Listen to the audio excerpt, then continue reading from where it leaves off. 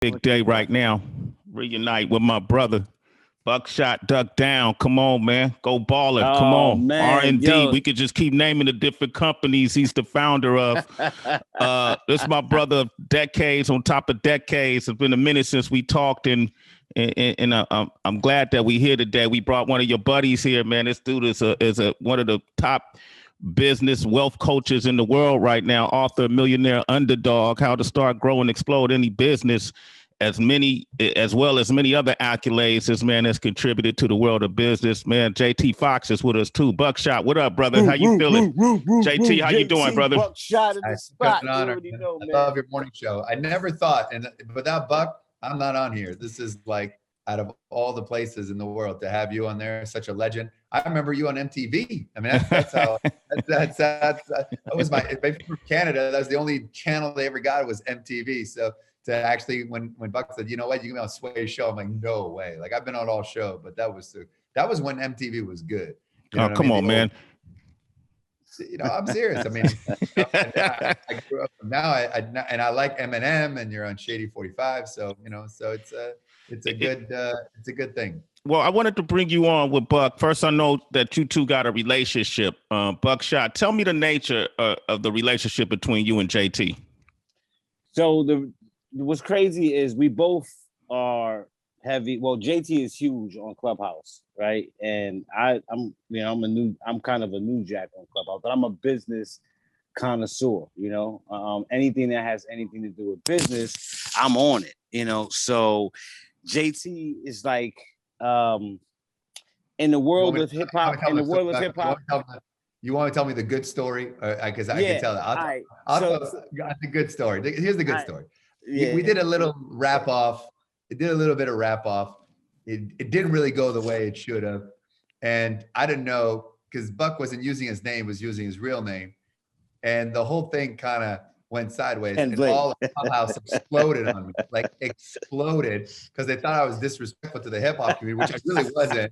Right. And it just was World War III. And then I guess Buckshot reached out to one of my coaches. And so Buckshot for an hour and a half gave me a whole education on the hip hop culture, how to think, how it all works. And ironically, we just kind of became friends after that. So like one of the most stressful moments of my life, and I've had a lot, actually ended up being one of my best moments of life because he's become a very good friend and so knowledgeable. And the fact that we came together in so much a time of division, but he blew up my world. What happened, Buck? Tell me what happened. Well, what did JT say? Like, let's just bring it out to the surface. All right. So there was a few things that was already heated, right? And I didn't know that he was catching that much slack already in his room prior. I didn't know that many people I was hearing the little things like, you know, JT Foxx is a stiff guy, and you know he's like the Trump. I was just hearing all types of shit, right?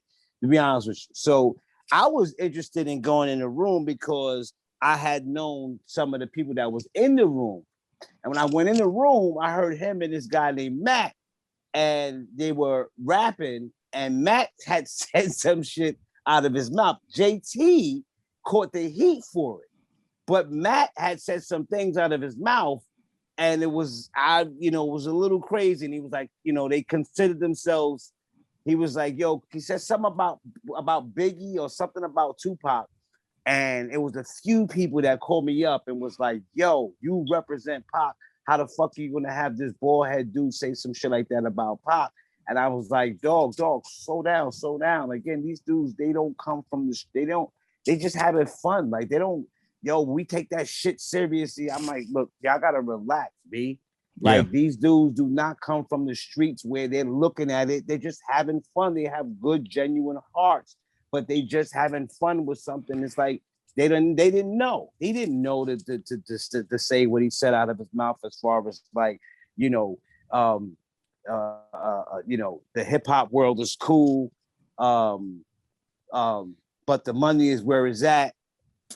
He said that then he came back and someone made a comment on him and he said, I was trying to rap the fashizi with the manizi with the easy pleasy part. Like y'all didn't get that part. Y'all didn't get where I was trying to rap the my Neezy for Sheezy, and somebody had made a comment and said, "My nigga for sure."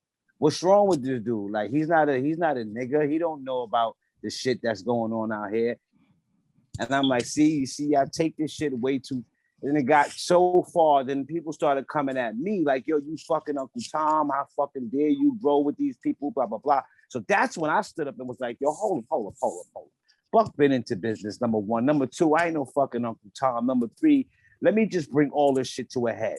And I said, I know, JT, you ain't really have no bad intentions on fucking with the plate. You just didn't know what you was dealing with. You just picked it up. And that's it. The streets, they take their shit differently. You didn't know it was that serious. And that was it. I said 90% of the people that got hurt in this business didn't know it was that serious. Mm-hmm. Yeah. So before it gets out of line, let me step in and cool this shit down. Well, okay. Hey, Buck, do me a favor. If you could set your phone down in one place, so it won't continue because it's shaky a little bit. Let me ask you this, JT. It sounds like it sounds like a little bit of ignorance, and I mean that in the sense that you guys are very unaware, and that perhaps you felt like you was in a safe place, as they call it, where you could joke around and make mockery over hip hop culture and its correlation to business, and then found out that there's a whole nother side to it. Is that fair to say? I think, well, first of all, I hadn't said anything. It was kind of one of those things where let's do a rap battle. I was just facilitating it as well. Oh, okay. So basically the idea was is that there's some moderators that are in the room, and with someone from the audience would dethrone somebody with a challenge, whether a wealth challenge. So some guy goes, well, I want a rap battle. So then we say, who can rap? And then Buck was one of the ones who put his hand up to dethrone. And it kind of like I didn't say anything. It just kind of like, I took the heat for what you took the heat for it. I took all the heat for it. And I took a lot of heat, probably some of the most amount of heat, but I agree. I mean, there's a lot of ignorance. And then I took the heat, and then, everyone was like, you disrespected Buck. Like, because what happens is that people amplify, you know what I mean? And then they make their own versions of it as well. And I become the bad guy, and I'm called all kinds of things, and it was hurtful things. And, Buck reached out to somebody else. That's one of my coaches. He's like, can I talk to JT? And my coach, I'm like, absolutely. And, he explained it to me, and explained to me what was done wrong, even though I hadn't done it. But he says, it doesn't matter. You're the figurehead, you're at the top, and you take responsibility for what everybody says.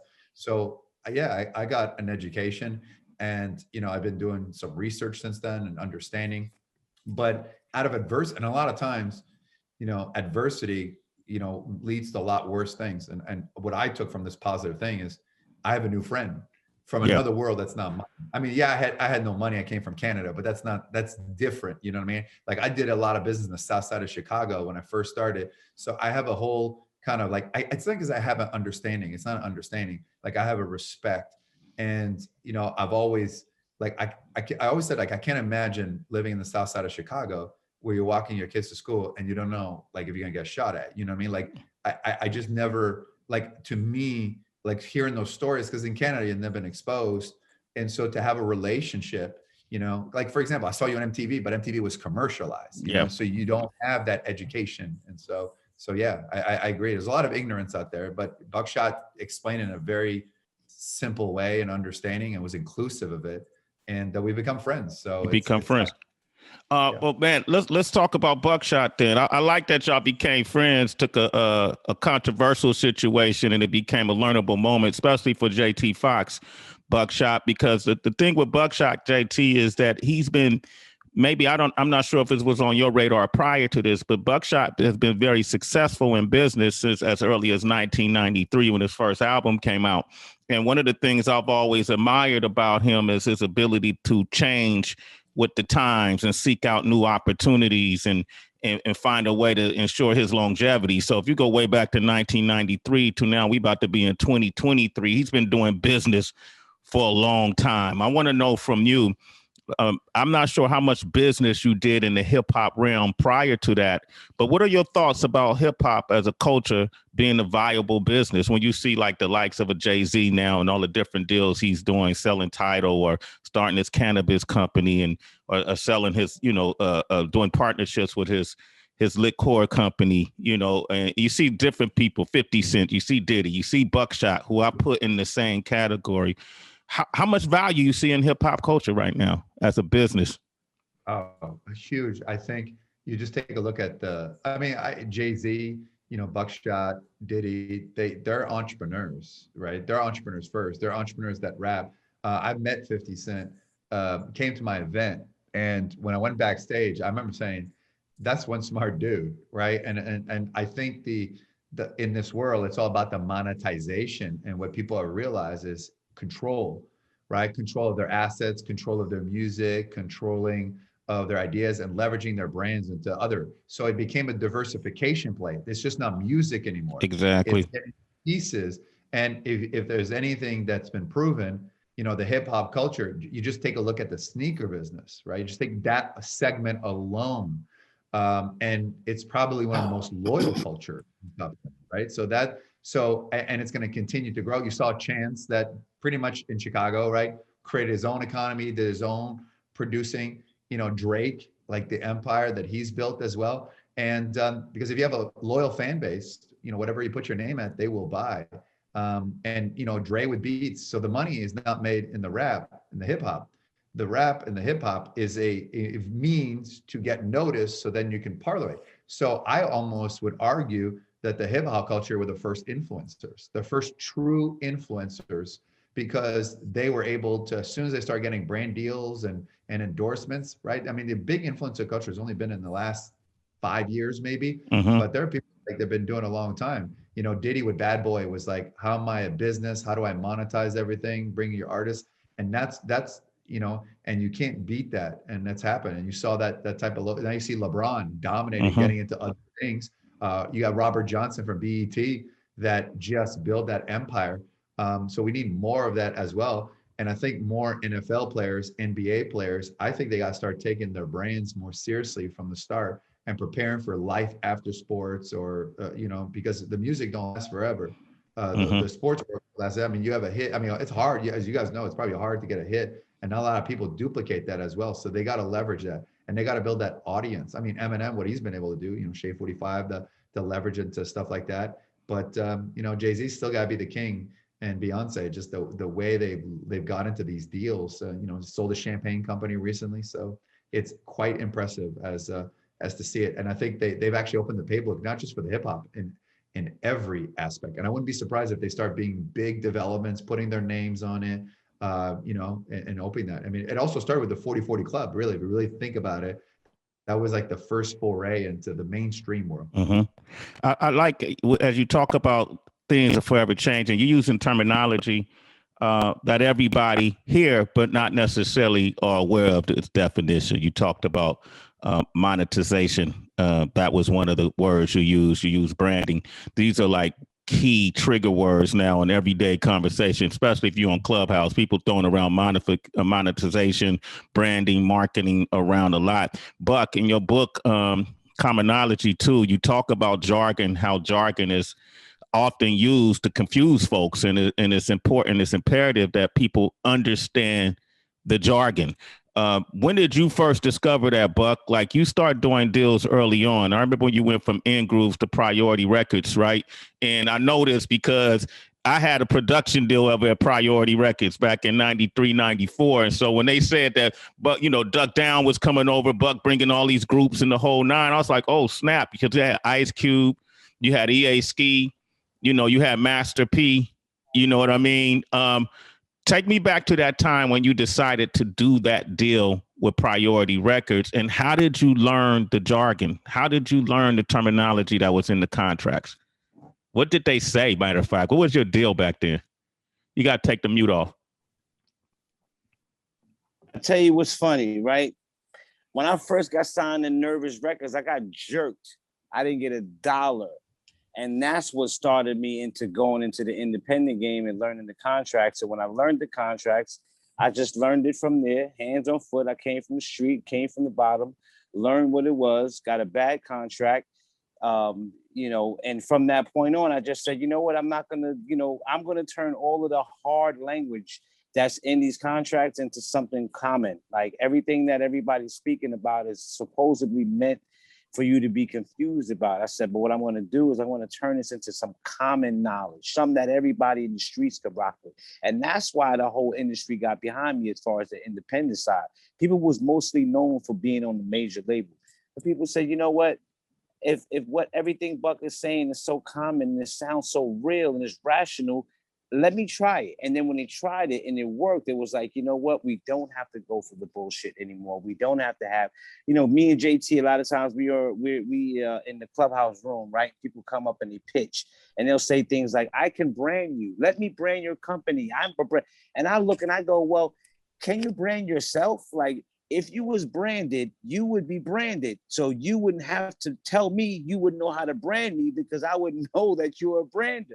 Because your name is branded. So it's kind of counterintuitive when you look at it from a big perspective for most of these, independent guys. And I said, you know what? Let me just make it to where they can understand the shit really, really on the simple term. Marketing, branding, people come in, they say, hey, let me help market your company, right? But they don't do what I call problem solution. Right? Most people step into, I always tell people, learn the company before you go up there. Learn their problem. So when you step into their company, you can say, how you doing, Mr. Johnson? I know your company is suffering from a hole in the wall. I have the plaster. Make it real simple for them. Don't take them on I first started way back in the days. I got hit by a car, my arm fell off, and now I'm here. All of those things. That's what inspired me to put the book out now and say, you know what? Let me put out this book called Common Knowledge, the motivation to make it happen. And that common knowledge is going to motivate motherfuckers that don't know shit about business. They don't know about the terms. They get intimidated to start their own and get motivated to start being more involved in the business. And that's what I specialize in doing. What was the worst deal you feel like you did back then? You said you didn't make no money. So when the End of the Stage album came out, you didn't make no money off of that? No. Enter the Stage, we didn't make any money off Enter the Stage. I was 18 years old. I never signed the contract before. I never knew anything about the business. I had a guy telling me, he, either sign this contract or I can go back to selling incense and oils. He didn't say that, but it was like, look, if you don't sign this, you can keep doing what you was doing. And I just decided to sign the contract. And I said, you know what I'm going to do? I'm going to get more powerful and I'm going to come back and I'm going to renegotiate later. But like most people who find out, artists, when you drop your second album, it's never as big as the first album. So you just lost all of this assets and all of this money and all this stuff. You lost it all during the first roll. So it's like 9 times out of 10, you're not going to be able to capitalize off that on the second rollout. You want to, but that's just not the reality of how it goes. So I took that and I said, let me start Duck Down Records. I said, let me start from the bottom. I didn't have no money. I was broke. And I literally just started Duck Down Records with Drew Ha, and we started it from the ground up. We did not have millions of dollars, nothing. No, we started it from the ground up, me and Drew. Straight from the crib. I like that, man. They used to Helter Skelter, Cam Smith, yes, and West, sir. and OGC, all these amazing groups at that time. Right. When you came to Priority was based on the West Coast. Yes. Brian Turner. Yes. Ooh, thanks to Brian. Yeah, Brian Turner opened his doors, gave a lot of people some opportunities. When you said I was signed to Priority on the West Coast, how did folks receive that back at home? Well, a lot of people it was a few people that were shocked by it, but it was more people that were shocked by the fact that Brian Turner gave us the opportunity to own our own label, to say, hey, when you come in, we're gonna listen to you when it comes to how to market this. We're gonna listen to you when it comes to how to promote this stuff and how to, where to distribute the stuff. It was Brian who gave us the open ear. And that's the main thing that would, the difference as far as connecting us right now with with JT and Matt and some of these other guys is when you give your open ear, it's a little different than having solid products, right? Because in the business, we do things based upon products that sold last year. How many did you sell? What was your net worth? What did you bring in? What was your profit? You don't have that when you're in the music industry. You only have your trust factor. Should I sign this artist based upon me thinking and believing that they can be a star? So you're investing in the person or in the people. And that was my whole thing. I invested in the people. I knew Tech and Steel were good people. They were going to be a star. I knew Sean Price was a crazy mother. I just knew he didn't have it all. Like I knew, but he was smart with it. I knew he was very intelligent with his craziness, like Old Dirty Bastard. I knew that, Rock had a voice, a uniqueness. I just knew certain things were unique. And I said, you know what? I believe that we have the ability to make an impact on the same level as the majors do. And I said, just give us. Brian Turner did one thing, and he said, Buck, I'll give you access to the budget. Just make the right moves. And that changed our life. We didn't say, hey, give me the money. It wasn't that at first. It was, Buck, you have access to X amount of dollars. You know what to do. And I said, let me show you I know what to do based upon my experience. It grew and it grew and it grew. Oh man, I'm curious too, because I know what kind of budgets he gave us. This is back in the day now, so the numbers don't matter, Buck. So you ain't gotta hide the numbers now, man. Okay, we had a production deal, and me and King Tech had All City Records, and we put a group called the Bums through it, and Brothers Under Madness. But they were stingy on the budget, man. What kind of budget they give you back there? You know what? Like anything else, I think we started off. Oh man, that was crazy. Because we was working. I tell you what, we was working with what we had to work with. It was like anything else. When we first came in, the numbers were under 100,000, right? That was the budget. It was under 100,000. Okay. You take this. It was under. I don't remember. It was probably around Drew. It was probably around 75 or something. But whatever the number was, we were like, wow, right? Because now it wasn't the money. It was the fact that we had access to now pay Funk Flex or XYZ to do what we know we need him to do. That's what the power was. It wasn't the number. So we turned that 75 into 375, and from 375 to 475, and from 4 and 5. And I was the first person to go to Smith & Wesson and say, as a rap group, here's all of your budget, right? Yeah. No, I'm not going to do you like some of these other guys. I'm not going to name guys, but it was, here's your money. And nobody ever saw that or did that before. So artists started to come pouring in. Yo, can I be on Duck Down? Yo, can I be on Duck Down? And it was like, yo, it's a creative and a family thing over here. I don't have no problem. And eventually that's how Kids in the Hall came, and a few other artists that came that we brought up, OGC, everybody. But it was always a thing of me being the same person that I am now, meaning I want to give back. So Brian Turner was one of the first guys, independent-wise, who took that step. Everybody else was major, and they wouldn't give that step.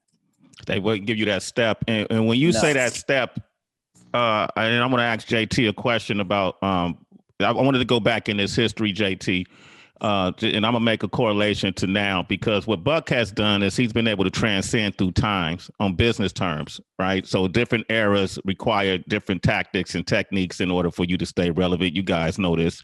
You got to always think it's a chess game. So you always got to think a few steps ahead. At that time, the nature of the deal, was it a production deal? Did you have your own radio promo team? Did you have your own marketing team? You had your own guys that went to retail to make sure the product placement was correct. And so you guys had all of that within Duck Down. So you were a real label. A label. You weren't an imprint. No, we wasn't an imprint. you know, and a lot of people, you know, we got into there was a lot of goods with that and a lot of, oh my God, I say it like that because, you know, we were one of the first people that, when we weren't the first to bring in street team, but Shucky Ducky, which is the head of our promotion team, Shucky was really, really just, he was a street team version of Sean Price. He was very irrational. He was very out.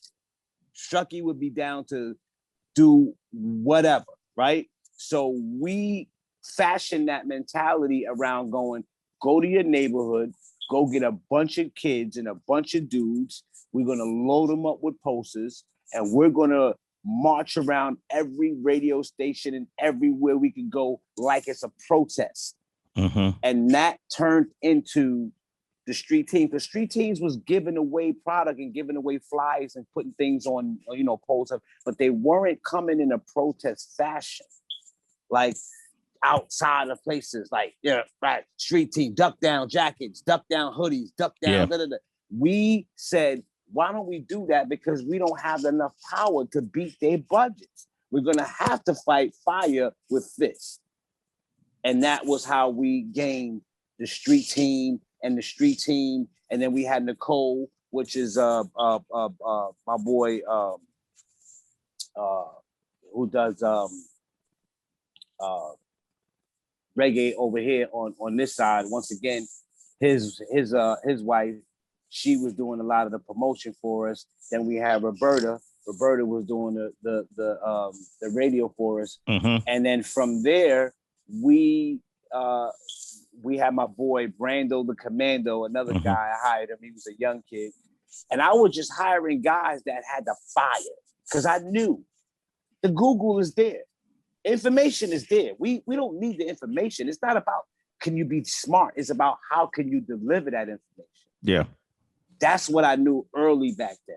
And in 1990, what was that? 1994, 95, we had created duckdown.com. People was laughing at us when we created that. People thought that was some nerd shit. They was like, yo, what the fuck is a .com? And we was like, Drew was trying to put them on and he put me on and I was trying to put people on and they just didn't know. It was too early, man. It was like, you know, if you were in Northern California, you knew what was going on in Silicon Valley, you knew what .com meant. But a lot of us, like y'all was so ahead of your time. And I feel like in many ways, you know, you guys don't necessarily get the proper recognition because you didn't have the big marketing machines. Like people would swear, like who was doing the protests promotion first with the duck down signs? Was Duck Down or was it Bad Boy? Because Bad Boy had the rep for doing it. Yes, they did, right? But the thing about it was, and that's what kind of caused a lot of the bumpy road because Bad Boy had the budget because they was behind, he had Clive Davis. See, we didn't have a Clive Davis. We didn't have someone say, here's $1 million to go out and do XYZ. Here's another $1 million. We didn't have that. So we never had the budget is what I'm saying. I'm used to working around the budget. We created the guerrilla marketing aspect to a whole nother level.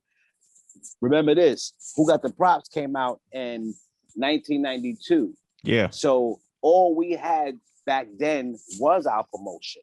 Remember, we was on the house label. So all we had was our promotion. We never had access to money. So our whole thing was built around guys who just do it for the labor, meaning we get it done. And we took that formula from Who Got the Props, the independent house label, to our own independent hip hop label too. So you can see the formula was always there. You know what I'm saying? Yeah, you just said something really telling, because I never even thought about this.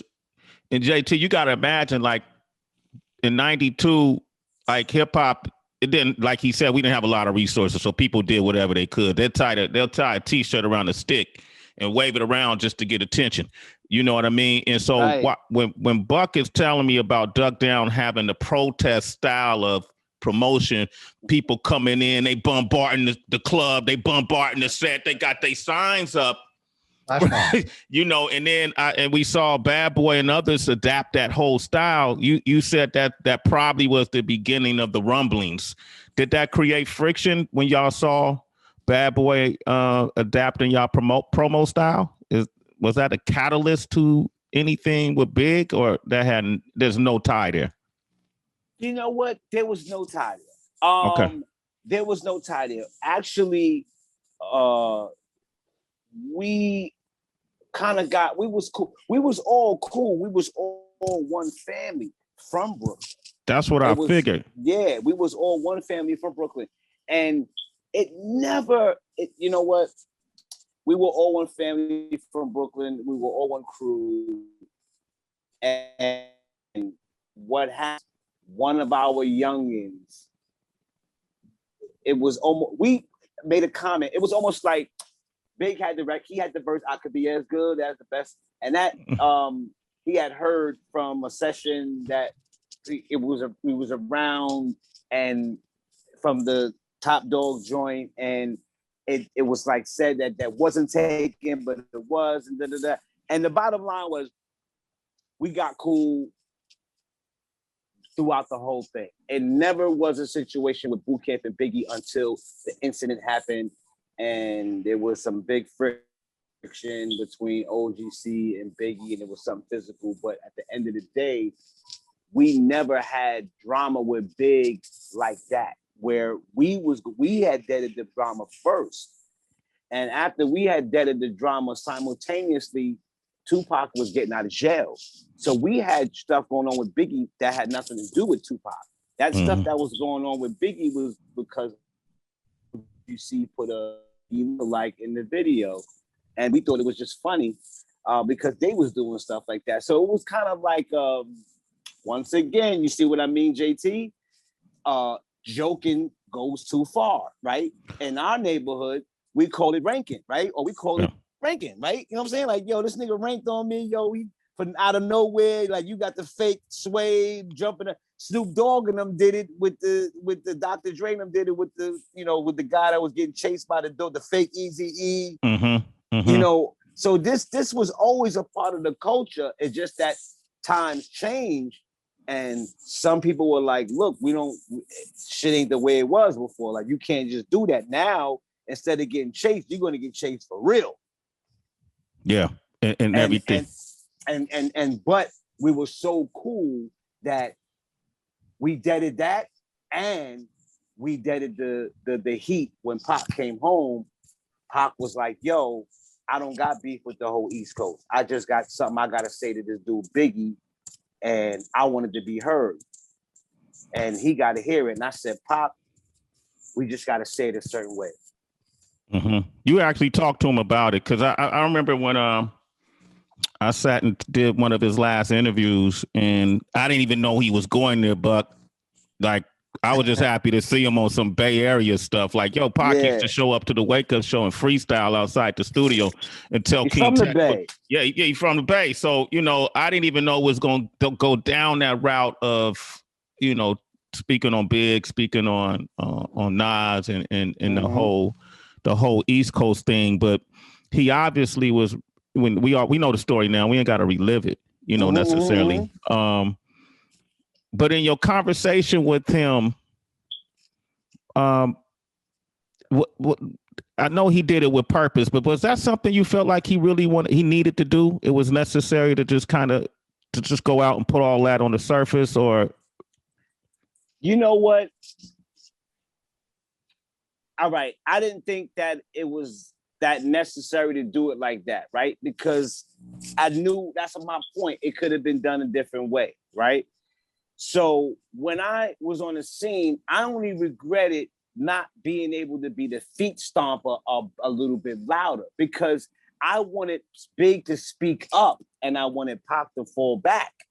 Big was very cool, but he didn't speak up. And I was out in Cali and I said, why don't Big say something? Why don't he just speak up, right? And say XYZ. And Pac will come out and say XYZ. Because he never said anything and took the advice from people probably just to fall back, that only turned Tupac way up. And we had to bring him kind of down with the reality that you got a lot of people like the Outlaws that was everybody, his family, his sister, his mother. There was a lot of things I think that played a part in Pac's Let Me Fall Back after I exploded in the art of war mind frame. Meaning you don't know what it's like to have everybody turn their back on you and shut you down. I do. I know what it's like to be left alone.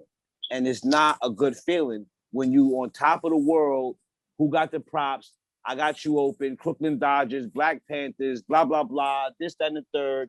And then next thing you know, you turn around and you face with peanut butter spoons. Yeah. Right? Because nobody wants to be there for you. It's like, how do you get to that bottom where you can't even get somebody to be there for you? So you want to get this explosive energy where you like, by the time I come out, when I dig myself out, everybody's going to feel it. And I think Pop had a lot of that in it, but he didn't have a lot of the control to say, let me not verbalize this to the public and let me fall back and do it privately. And you know what's fucked is that he really didn't mean to do that. There wasn't, I mean, Outlaws could say, they could speak for it, Mopreme could speak for it, meaning there were times when Pop would have that look of frustration, of damn, I could have did it a different way. But you know what? I did it that way, and everything I speak because I feel it and I'm Pop, meaning if I speak it, it was heard, that's how I feel about it. If I apologize later, I'm gonna apologize later, but I'm not gonna say I did not say those things. I'm gonna come out and I'm gonna say I said those things. And when a man can do those things, that's what kind of gives him that respect. Now, people did, and they do respect Pop. Where people got a little bit to the left was where they said Big wasn't really coming back verbally. You should chill. And that's when Pac started to chill, basically, really on some world like, yo, it ain't about all the East Coast rappers. It's about one dude. And if he's not going to stand up for me, but all his peoples is, I'm going to speak for those peoples, speak to those peoples, and to get him. So it was a lot of good, but Pac was young, man. People don't understand. Speak Pac that truth. Yo, he's young, man. I hear a lot of conversation, and I'm just going to say how I feel. Man, that man was 23, 24 years of age. Man. And so the decisions you make at that age, 10 years from that age, you're going to look back and go, damn, that's what I was on. You know, and you know what I mean? Like 24, 25, when you put it in perspective, and I hear people having conversations about decisions Pac made back then, and we got to be accountable for everything we do, but he was making them from a man. Granted, Pac was he was way ahead of most people. That's what I'm saying. Mentally, he was way above, but you got to understand, when you in the industry, that's kill or be killed. Yeah. This is the energy of the music industry. So you got people like me that know how to get around the yin and the yang. But some people mainly see the basis of the music industry, which is kill or be killed, eat or be eaten. Mm-hmm. That is the throne of, that is the basis of this music industry. You've never, even every new artist, old artist, they'll all tell you, bro, I did not have a good run. I did not have a good run. It wasn't as good, from Rick Ross to whoever else. They'll tell you it wasn't as good as the public thought it was. You know, T-Pain, whoever. And that Pac was the type of person that if you see a bunch of people get punched in the face coming down the line, when it's your turn, he's going to turn it up and be like, yo, you ain't punching me in my face. By any means necessary. Everybody getting taken down. Mm-hmm. And that was the energy until he found out, hold up, wait a minute. There's a different way to do this on a business level. And if you peep it, that's why he started doing Death Row East, Machiavelli Records. He was going, One Nation. One Nation. He was like, I know now that the guide is to get your own business, to have our own companies, to have our own structures. He peeped that. It was like they kept that from Tupac. And when Pac peeped that, it was over. It was over.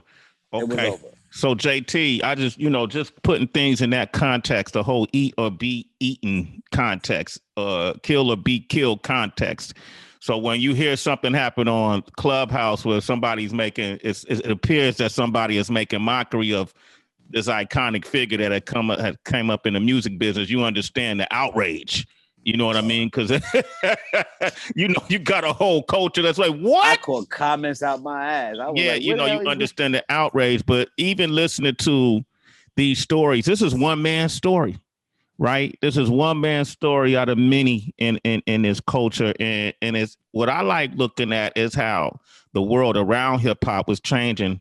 I could use Buck's story as an example, how the world around hip hop was changing. The business world, people start becoming more business savvy.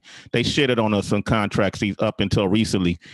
Every artist contract has never been artist friendly, and so in the early 90s, we had no idea what we were doing.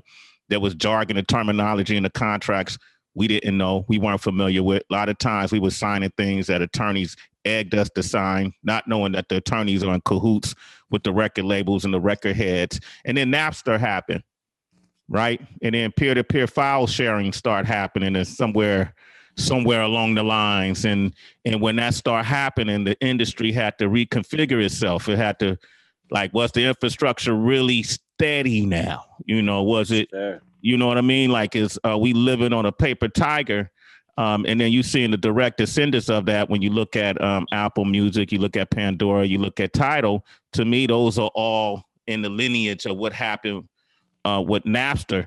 And so now you're starting to see blockchain technology coming into the music business. And it's a whole lot of folks that don't even know what that means. Can you speak to that and how you can see it affecting the music business and people? This is with NFTs was that I saw Steve Aoki sold something for $5 million, a bunch of clip of his music, and because it's on a digital blockchain and people can own it forever and can find the source, kind of like signing an autograph or having digital because you can track it, therefore it's real and you can go to the source. I think that's going to be the next big for any content creators, especially in the hip hop, to be able, just the verse, even Sway, your opening lines or how you end or however you want, or even interviews now, be like, hey, you now own this interview. This is now yours. You own the rights, and people bid on it. And, you just see what happened. Robin Hood, the power that the youth generation has to pump up a stock, or I would argue that the masses may be more powerful than Wall Street in some cases. Because masses get together, they can move things. And so you've seen that, or now you see the NFT and what's happening. It's just crazy. And I think it's going to be a good way to build some wealth, but more importantly for the hip hop community or any artist to have control and the power to say, these are my hits. But if you really go back, the Beatles didn't own the records, right? Paul McCartney tried to buy it back. Michael Jackson did. They didn't even own their stuff because, and it makes sense why. They have no leverage. You're starving, you're broke, you have no money, sign here and we'll make you famous, or, you'll never be anything, right? So, that's the adage as well. So it's kind of, Rocky, when I had Sylvester Stallone at my event, he told me he makes he gets paid for Rocky, but there's no residual. All the caricatures, all the merchandise, it's all, Golden Mayer Studios. They own everything. And, but sometimes though, you kind of, you start off and sometimes you got to pay your dues, unfortunately, right? I can just imagine, Sway, where you worked at before you went to MTV, how many jobs that did pay, how many internships you didn't pay. But looking back now, you have leverage. You can do whatever you want. You command whatever you want. You got 1 million people on your social media, so you have the power. And also, too, you have the power to influence now. But also, there's also a generation that just wanted handed to you, right? Because you have a business, you're going to make money, so someone should owe you something. Or because you're an artist, that someone there's not always that respect of paying dues, because we become an instant generation, right? Everybody wants to be a hit now, and they don't understand the sweat, the work, the relationships, the old adage of the selling the CDs in the back of your car. There is not that anymore, right? There's so much more advantages now with social media, with YouTube. YouTube's coming with YouTube clips. I think that's going to be a great avenue for artists to go viral. There's Reels. I mean, the song on TikTok, I Need My Stimulus Check, man, that thing was catchy. Everybody's catching on, and the guy got a record deal and stuff like that.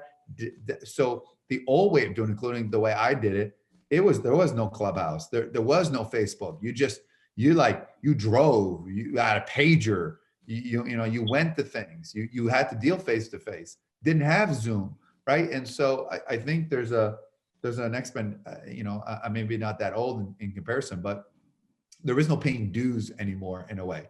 And I think that's part of the problem. I think it's much easier. So if you're hungry and you want it bad, but here's the thing too, making a hit is hard, but staying on top is harder now. Because your competition is one drop away, one deal away, right? Because you can go anywhere in the world now. Like, this interview will be all over the world, which would not have been before. So the game has changed. NBA players, how much more money do NBA and NFL players make compared to the old greats, right? Compared to even what Jordan make. If Jordan was playing today's era, they'd give him $150 a year just to play basketball, the draw, stuff like that. So it's not to diss on the old times, but I think sometimes you have to walk a mile in the shoes to have an appreciation, because then you become disconnected with the reality. And it takes the hustle out of the game, right? Where everything is just so seems to, the tools are there. And if you want to succeed, it's my favorite quotes. When you want to succeed, as bad as you want to breathe, it's so much easier to make it today than it was before.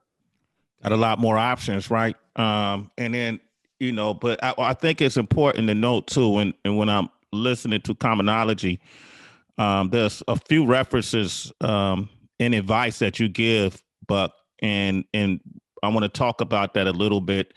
One of the things you talk about is the art of the pitch, right? And one of the things you say in the audio book is when you pitch, you actually pitch the bottom line. I'm paraphrasing on how a person can make money. You went into business with Dan Gilbert. Yeah, Dan Gilbert is one of our partners in a company we have called Go Baller. Dan Gilbert, I like to joke him a lot because I say I'm probably one of the few people who got 20%, and Dan Gilbert has 8% of the company.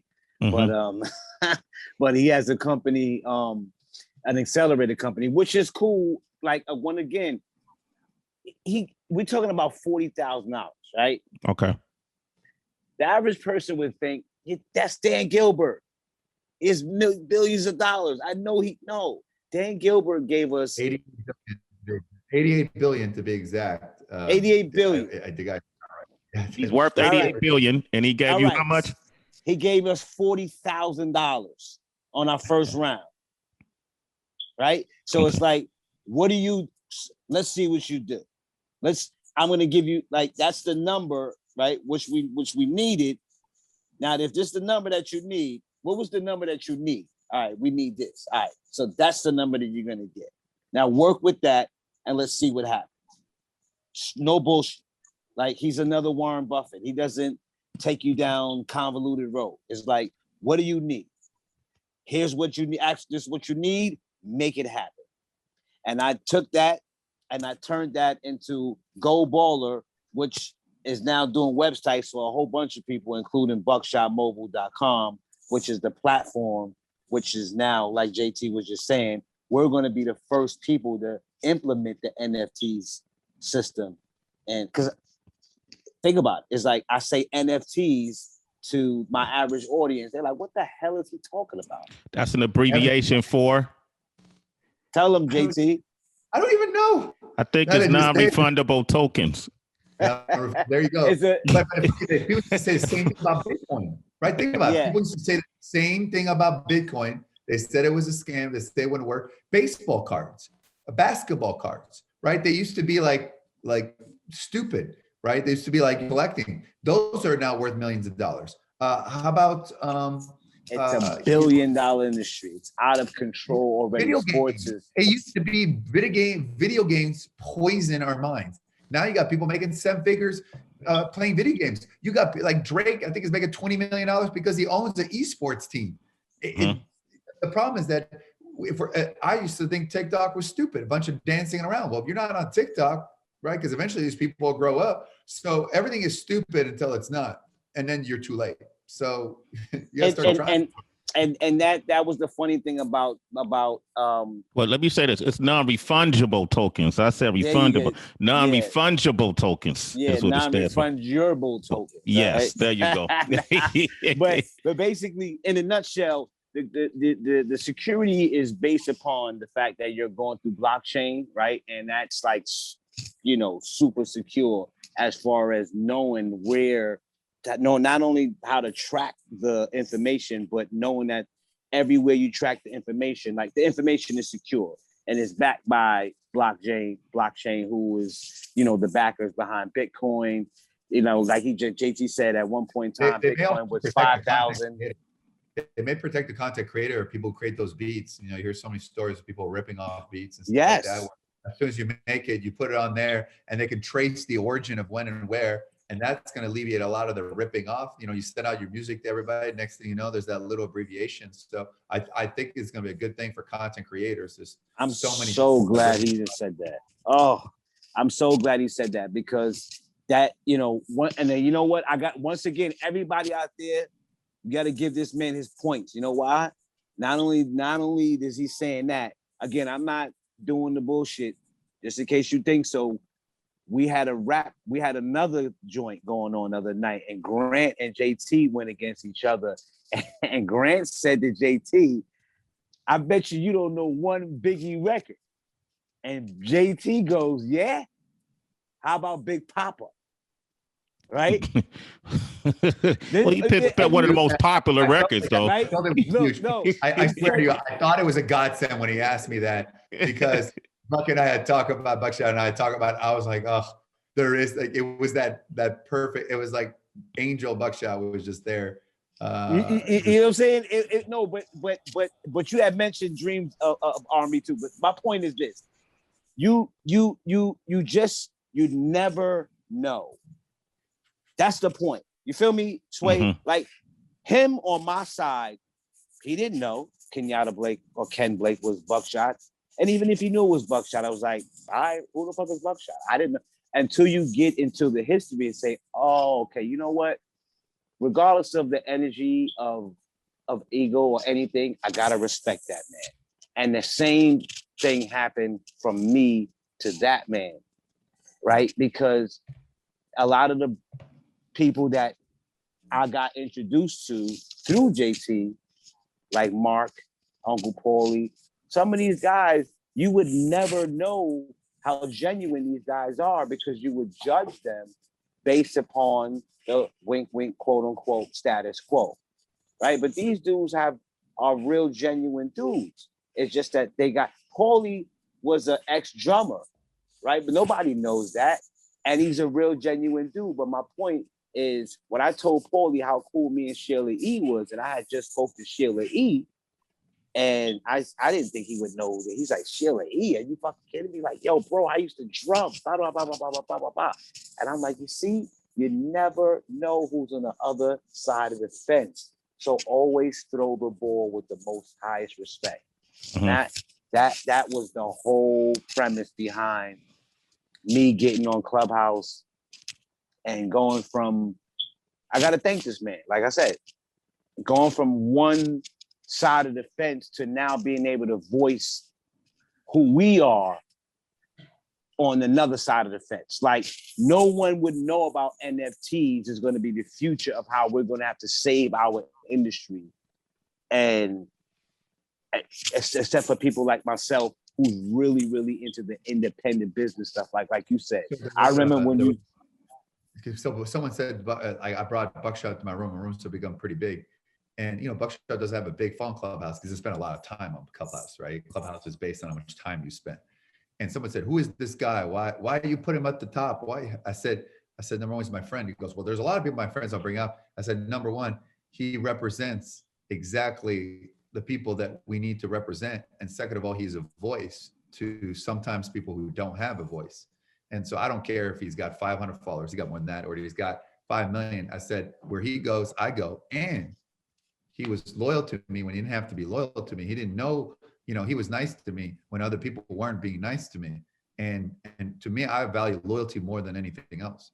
Buckshot could call me anytime and I would stop what I'm doing because he was there for me. A complete stranger who doesn't know me, like I'm a white guy, you know what I mean? Like my first introduction to rap, honestly, I remember that day was Vanilla Ice and MC Hammer. I kid you not, that was the first time I remotely, and I was Canadian, right? That was as that. Ironically, I'm very good friends with Vanilla Ice, very good friends. And actually, very interesting. I got to set you up, Sway, with a meeting with him, and you can ask him about the Suge Knight. He has a very different perspective on what happened that night with Suge Knight and stuff like that, right? But the one on the balcony, right? I saw it on Arsenio. yes. But you know, like he's a very genuine guy, and so I never thought, you know, how life comes full circles. Where like that was the first Ice Ice Baby, but I listened to it like 7 months after it came out, so it was like kind of passé a little bit, like not the in song. And then just to see MC Hammer, I haven't connected with him yet, but I saw him on ClubHouse the other day. And like, these are people that like, they bring you back to where, like, I'd say where you grow up, but my first experience to a different world. And that's why I tell people, when's the last time you tried something for the first time? Even just listening to a show, say, it's not my thing, listening, learning. And I think if people spend more time listening to both sides of every argument rather than falling in love with theirs, I think the world would be a better place. You know, this is a world now where there needs to be less talking and more listening. There needs to be more understanding, and there needs to be more collaboration, like we're all doing here as well. And I'm proud when I look on my stages. It's very diverse, and it's a representation of how I, you know, the world should be, where everybody's equal, everybody shared different perspectives. You know, Buckshot brings a perspective that, you know, I'm blessed where I'm at, and growing up was not the greatest, but nothing compared to that, you know. And so when I watched, you know, these Biggie and Tupac movies, which are obviously Hollywoodized for ratings, and you can get to the source of this conversation, the real thing, that's not culture. It's called life. It's a life education, and there are lessons to be learned because history always repeats itself, always. But the good part is that you're open to the learning. A lot of us shut down. You know what I mean? Especially because of our differences. Say, for example, Ice Ice Baby, Vanilla Ice got that from Alpha Phi Alpha fraternity. That was a chant that was originated way before that dude even said it. That's why he got into so much heat, so much issues, because he wasn't given the context to the history. One of the things you said, too, is I'm wondering from you, from a business perspective, there's always these biases when you're dealing with business. You know, it happened with Buck. You know, Buck came into the room, his name Kenyatta. Somebody probably read into that, didn't understand that Kenyatta has been doing business for, 30 years. You know what I mean? In your experience, you're not, we all have our own individual experiences. When does a person walk in the room and you don't see the man-made constructs of black and white, and you only see business, you only see potential? Here's the thing. How much you gotta be worth? But I got attacked for this. No, I got attacked for this because I've said this before. Like, I don't see color, and I got attacked for that because, the way I see it, I just, because I did business in the South Side of Chicago, and I remember very well. I'm like this white 24-year-old guy in the South Side dealing with people who are losing their homes, and I remember saying, like, and I started doing deals, and I remember saying, "Why are you doing business with me?" Like, after they signed the paperwork, like, I'm white, I'm like 24, and he goes, like, I keep being taken advantage of my own people trying to steal my home. You let me do what I wanted, right? And so I actually went on 95th Street in Chicago on Trinity Church, right? So I actually went to church. So, like, I would say, I think I was the only white guy. There was a few, but I was the only one there. So I, like, I saw the difference between white people church and like black people church. Black people church is like all day. It's fun. You get food. People are more like white people church, like the communion, and then it's boring as hell. So, you know what I mean? So, like, I like, but it is. White people church is so boring. It's the most boring thing in the world. And so to me, and also I'm very good friends with Stedman Graham. I'm good friends with Michael Irvin. And so to me, but I think it hit me, like I was streaming, and then it hit me when I went to South Africa. I brought Michael Irvin, and we were ATVing, and there's some guy that some Afrikaans guy, white guy, right, like a little stubby, and Michael's like, "Hey man, nice to meet you," and he goes, "Don't call me man." you know, you don't own me. And I mean, like, and Mike is like, whoa, whoa.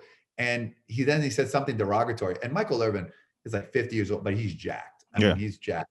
And I jumped on his arm. I thought he was going to kill him. I really did. He was going to jump on. I put it in there. And here we are. I brought Michael all the way to South Africa, and he did a great speech the day before. He brought the house down, the energy, right? And to have a moment like that, and then he just sat in the van for 2 hours while we finished the ATVing.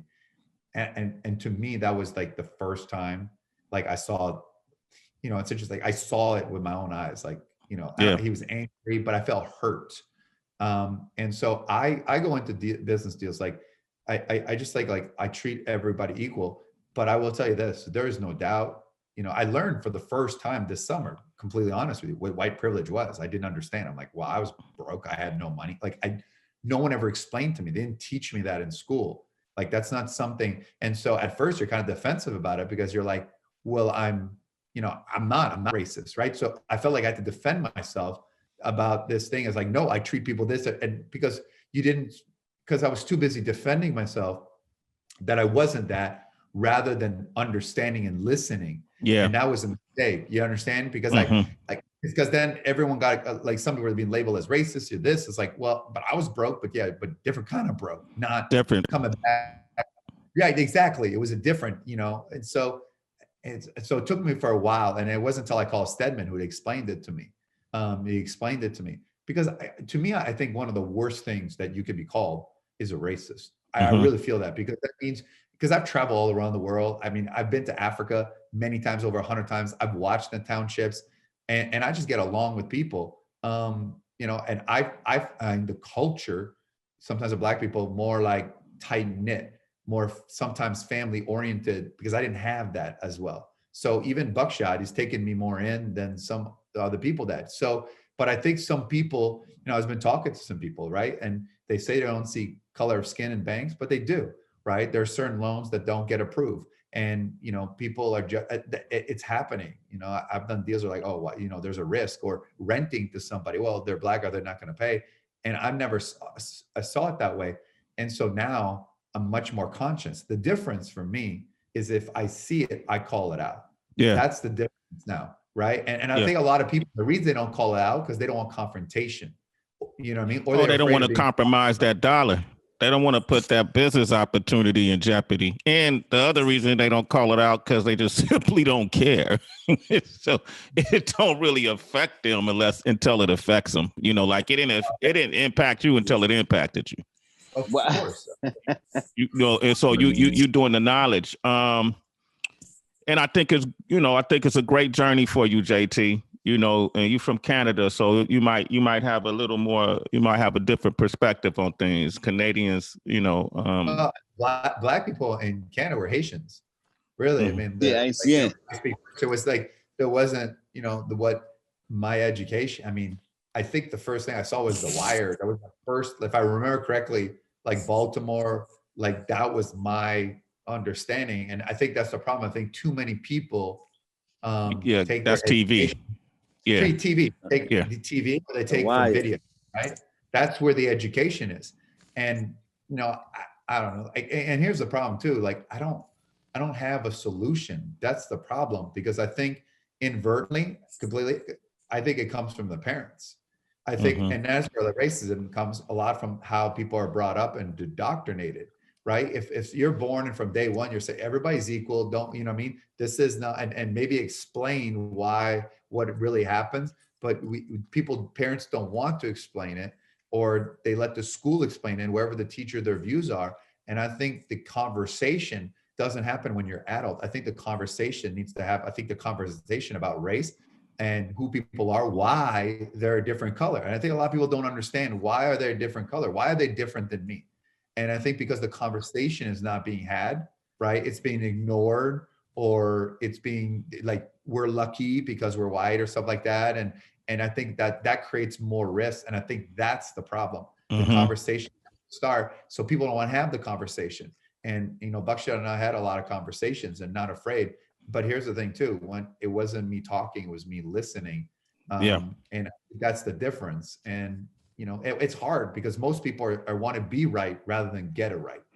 And so if you want to be right, you don't change. If you want to get it right, then you change. But there are also instances that no matter what you do, like for example, like there's a lot of things where, like, because I've talked to some white people, others, they can't understand how like using the N-word is like racist, but then it's used all the time in videos and TV and so like that. So people don't understand that. That's the knowledge or the stuff like that, or they don't understand then that when you come from an area to the south side of Chicago or some impoverished, and it's a single mother of 3 or 4, and the father figure is not there, and you live in the suburbs and you have a perfect little family and you went to a nice little school in a nice little neighborhood, you already have a better shot. Yeah. Right. And so nobody understands that. It's frustrating because it doesn't move this way. It's frustrating for you. It's exasperating, frustrating, infuriating for us, and the other thing is not every Black family that came from Chicago, folks aren't so monolithic. Not every Black family was a single parent with 2 or 3 kids that went through adversity. Some folks did grew up with both parents in the house and grew up in middle class families or upper middle class families. Some folks have money, but that didn't matter when you living in a systemic environment that no matter where you turn, that shit is going to be there. And so it doesn't even just start. It start with the parents, but it start with those people who are writing up policy, because a lot of the racism exists in now the policy that we see in politics, right? And so it's a major consistent peel back. I don't think you could eradicate racism, but I do think you can do what you and Buck have done. You know what I mean? Like where, okay, we on the opposite sides of the spectrum. Let's find some commonality in what we do. You both do business, and so through business and through culture, you were able to formulate this relationship that's been mutually beneficial to you. I'm assuming the reciprocity is you giving Buck some shot, some not insider information. That's a bad word. But so all around information. He's GameStop. Okay, so exactly. So let me ask you a question about Buck. Buck was the first, Kanye probably is the most popular hip hop artist to make sneakers to this date, but Buck was doing it already. I feel like Master P, others have dove into making sneakers in the past. Yeah. And then you studied the market and learned the sneaker game. Are you still making sneakers? Yeah. You know what? We actually just started a kids line, right? That's why I told you I love nag marketing. That means someone's kid is going to go, Mommy, I need those sneakers. And she's going to have to eventually get them. But what's funny is a lot of people don't know that story of when Kanye West flipped out and was like, do you have $13 billion in your own money? Man, what was his line? You don't know nothing. You don't know the answers. You don't have the answers. You don't have the answers, Sway. Like that was because 2 seconds before that, Sway goes to Kanye, why don't you take your own money and do your own sneakers the way Buckshot is doing them? Because I had just bought the factory, and with the factory, we decided to keep up what they did, which is apparel. But I said, why don't we make our own hip hop sneaker? And we could take all the album covers of all the hip hop albums and we'll put it on the sneaker. And we did that, and it was successful as far as everything the way it was supposed to go for marketing and promotion. I learned the game. It was horrible. Blood, sweat, tears, crying. Let's see what else you need to be a good entrepreneur. We tanked as far as one of the owners of the company just ran off into the sunset and didn't do what he was supposed to do. So, but I didn't let that stop me. I'm still doing the sneakers. I still have the factory. We're still doing, PPE. We're still doing the sneakers. It's just a factory. We have, if you need it made, we'll make it. But that was one of my investments. And like you just said, that was one of my hard points because I had never dealt with any of apparel, factory, MOQs when it comes to, I never dealt with that stuff like that. So when I did the hip hop sneakers, it was my first time learning the backbone of, this is how business goes. This is the structure. This is the whole format of business. If you don't know this format, you're going to come in like most of these other guys that come in on the Clubhouse and they start off with pitches about everything except for their business. So that sneaker business taught me how, like we were just talking about as far as pitching, you know, like a lot of these guys, when they go up to Clubhouse, right, they do something called the pitch. And JT puts them in the hot or the medium or the warm, medium, hot or cold. I think hard, medium, soft coaching. Hard, medium, soft coaching. And he'll say, how do you want it? You want it hard? You want it medium? People will be like, give it to me hard. Give it to me hard. That's right.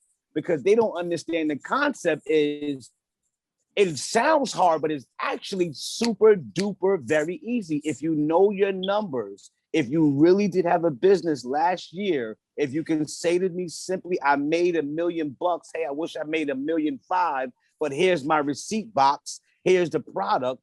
If you could just stick to the simple guidelines, you'll have no problem. But people come in and soon as they go, well, how much you made last year?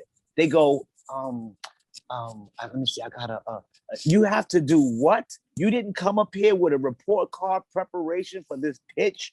So right away, you don't even belong on this table, right? So those hard pitches are actually soft, but the average person don't know that because they're going up there freestyling their opportunity. You have a whole hour of listening. You finally got up and then you freestyle the rest of the questions in the end. You don't do those things, right? You cover this, like you cover a lot in the book, Commonology. Mm-hmm. Yes, sir. Motivation. You cover a lot of this. You go from terminology, you breaking down terminology, you breaking down the art of the pitch, you breaking down how you see a business as a box, and you talk about the parameters, the walls within the business.